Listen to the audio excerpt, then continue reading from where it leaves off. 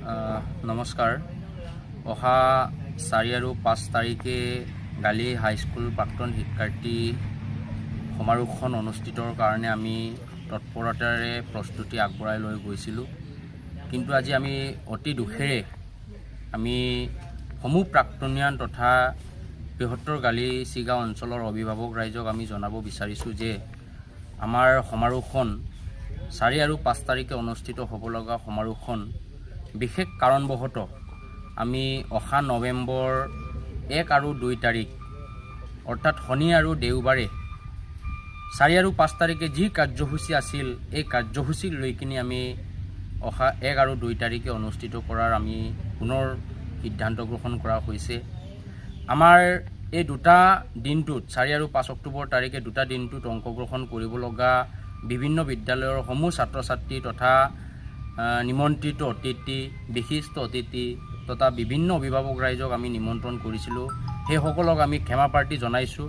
আপোনালোকে 4-5 তাৰিখৰ পৰিৱৰ্তে আপোনালোকক পুনৰবাৰ সামাজিক মাধ্যমৰ যোগেদি হ'লেও অহা 1 আৰু 2 তাৰিখে আপোনালোকৰ একান্ত উপস্থিতি আমি কামনা কৰিছোঁ। আমাৰ যিহেতুকে আমাৰ সকলোৰে অসমৰ হিয়াৰ আমঠু জুবিন গাৰ্গ ডাঙৰীয়া ইতিমধ্যে আমাৰ মাজৰ পৰা ইখলীলা সম্বৰণৰ পিছতে আমাৰ কিছু কাৰ্যসূচীসমূহ ৰূপায়ণ কৰাত আমাৰ অসুবিধাৰ সন্মুখীন হৈছে।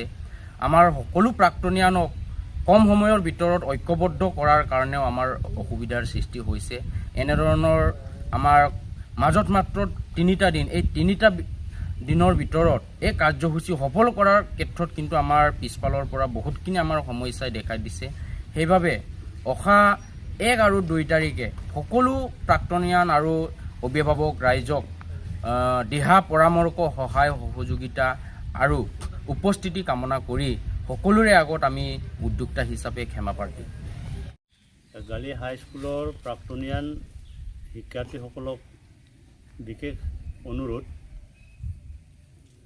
আমি 2025 বৰ্ষৰ অক্টোবৰ মাহৰ 4 আৰু 5 তাৰিখে প্ৰাক্তনীয়ান সমাৰোহ আমি উদযাপনৰ কাৰণে দিন ধাৰ্য কৰা হৈছিলে। যদিও বিশেষ কাৰণত আমি প্ৰাক্তনীয়ান সমাৰোহ উদযাপন সমিতি আৰু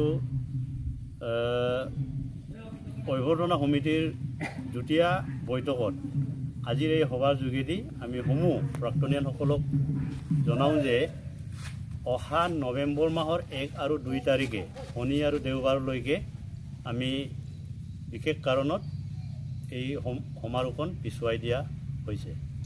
উচ্চ মাধ্যমিক বিদ্যালয়ৰ সমূহ জ্যেষ্ঠ কনিষ্ঠ প্ৰাক্তনীয়ান সকলোলৈ ধন্যবাদ জ্ঞাপন কৰি যে আমাৰ 2025 বৰ্ষৰ 4 আৰু 5 তাৰিখে অনুষ্ঠিত হ'ব লগা আমাৰ প্ৰাক্তনীয়ান সমাৰোহখন যিহেতু ইতিমধ্যে অহা নৱেম্বৰ মাহৰ 1-2 তাৰিখলৈ আমি পিছুৱাই দিয়া হৈছে, যদিও আমাৰ প্ৰস্তুতি ইতিমধ্যে যেনেকৈ চলি আছে তেনেকৈয়ে চলি থাকিব আৰু যিসকল জ্যেষ্ঠ কনিষ্ঠ প্ৰাক্তনীয়ান সতীৰ্থই পঞ্জীয়ন কৰা নাই, গতিকে তেখেতসকললৈ অনতিপলমে অৰ্থাৎ এই মাহৰ ভিতৰত অহা অক্টোবৰ মাহৰ ভিতৰত পঞ্জীয়ন কৰিবৰ কাৰণে অনুৰোধ জনাইছোঁ। ধন্যবাদ।